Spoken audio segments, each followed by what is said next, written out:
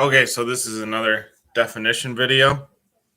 This is the Greek word for the noun nous or nous, means mind, the conscious and reasonable faculty of a person.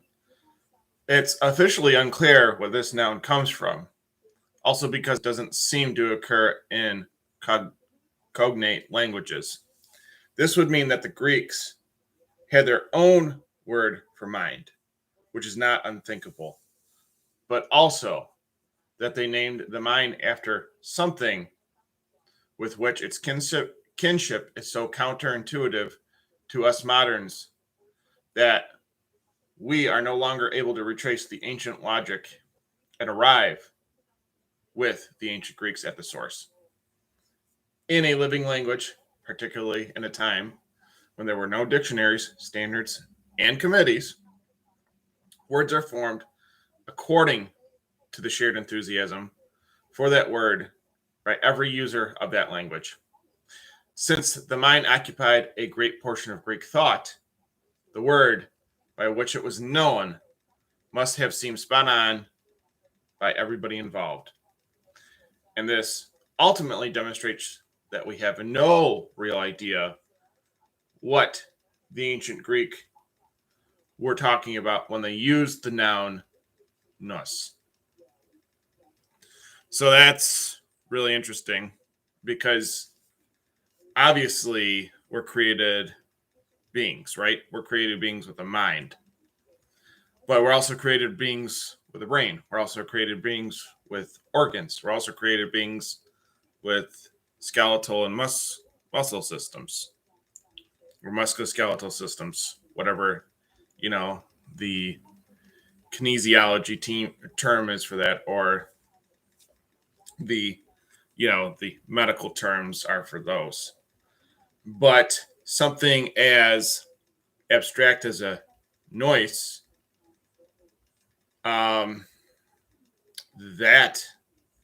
is something that is completely abstract to what an organ does. Your brain is an organ, just like your stomach.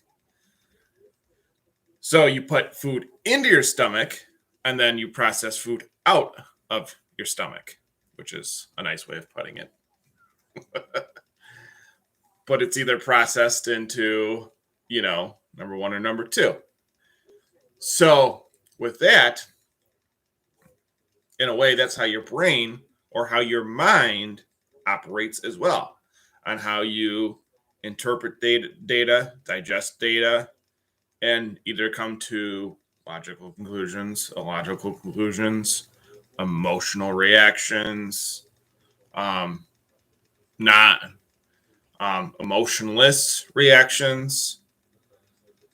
There's a whole slew of those kind of things that make us unique, that make us human compared to, animals in the animal kingdom.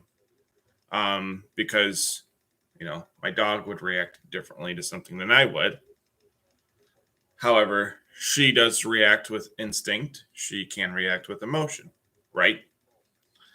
So there's also that, she has feelings just like I do. However, her mind isn't as well developed as mine most of the time. I don't want to give myself too much credit. But that is something that is very interesting because of how our minds tie together and how our minds work and how they're used as to how we synthesize information.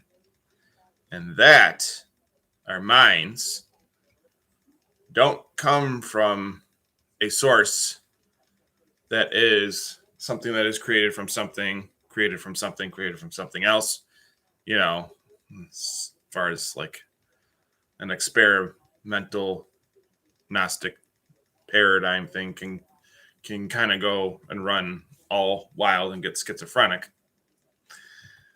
Our minds are obviously created from one mind, and that's the mind of God.